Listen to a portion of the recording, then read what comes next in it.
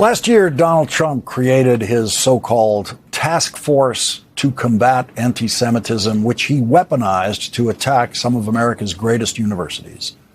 One of the leaders of the Trump task force said this before any investigation of any of those universities. We are suing every one of these universities guilty of anti-Semitism. Under Title VI, we're taking away their money, Mark. We're going to bankrupt these universities. We're going to take away every single federal dollar. We're going to bankrupt these universities. That was the mission before collecting one bit of evidence. Today, a former Justice Department lawyer, Haley Van Arum, filed a whistleblower complaint with the inspectors general at the Departments of Justice and Health and Human Services and the Office of Special Counsel, alleging that, quote, the task force investigations into alleged anti-Semitism on university campuses were marked by extraordinary procedural irregularities, predetermined outcomes without factual or legal support, and disregard for Title VI's legal requirements and the First Amendment to meet the political mission of the task force. Ms. Van Arum and other DOJ assignees repeatedly warned that funding suspensions lacked legal basis and that evidence did not support findings of violations at Brown, yet HHS insisted on extracting a voluntary resolution agreement to satisfy political stakeholders. In the cases of Columbia and Harvard, no complete investigation was conducted. The Columbia investigation involved a brief review of draft findings prepared by others, and Harvard never underwent a full investigation before the university sued. HHS officials pressed forward with its politically mandated effort to disgorge enormous amounts of money from the universities under the pretext of rooting out anti-Semitism, including extreme settlement demands and coercive funding freezes.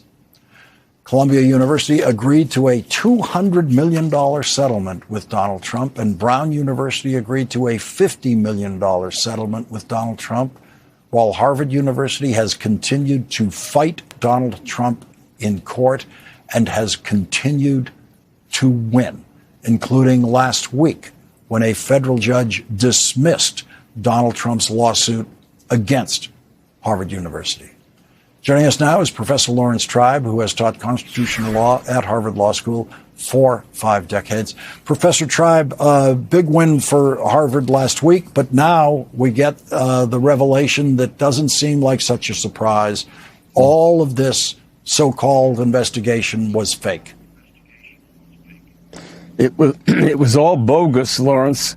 And if you look at the briefs that have been filed by the Justice Department, they say that there was a long and sordid history of anti-Semitism at Harvard.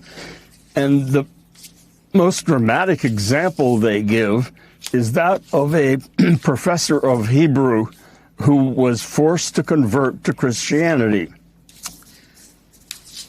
Yes, that did happen in 1722, long before the United States was a country.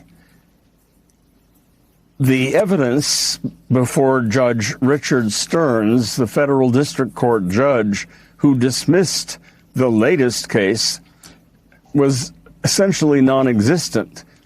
He pointed out that the purpose of Title VI, which conditions federal funding on compliance with requirements of non-discrimination, was to make sure that non-discrimination goes forward, that discrimination is in the past.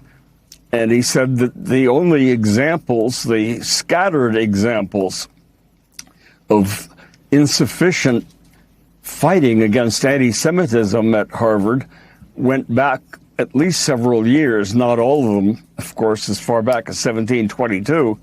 But as he pointed out, nothing about the purposes of this law are served by picking out a university and saying we're going to find some basis to pull all of your federal funding and thereby hurt not only you and your students and your professors, but the community that benefits from all of the scientific research that places like Harvard do. It seems when we read this task force report that the leaking of how the task force was working, that Harvard and the other universities had an obligation to fight this. They were fighting lies. Well, that's right. We have an obligation because, as we saw with law firms like Paul Weiss that caved to the administration, it doesn't do any good to placate the tyrant. There's nothing that will satisfy him. He basically tells his Attorney General and his Secretary of Health and Human Services and Secretary of Education and all these cabinet members, go after this institution or that institution. I want to make an example of them. I think Harvard pushed back, and I'm very glad it did. I think President Garber and the board, the corporation of Harvard College, did exactly the right thing by defending academic freedom and free inquiry on behalf of all universities and colleges and junior colleges in this country. If Harvard couldn't stand up to this buffoon, nobody else could. So we are carrying the burden, and I'm proud that we're doing it. It shouldn't have to be said that the president of Harvard University, Alan Garber, is Jewish, and he's not the first Jewish president of Harvard University, whose motto is Veritas, meaning truth, and it should be, in effect, the motto of all universities. And it's why in the task force report, it's so troubling to consider that Columbia, in effect, by compromising and settling with Donald Trump, joined in the lie that Donald Trump was telling about these universities. Well, I think they did so under protest. They obviously felt coerced, but they should have fought back, as should everybody.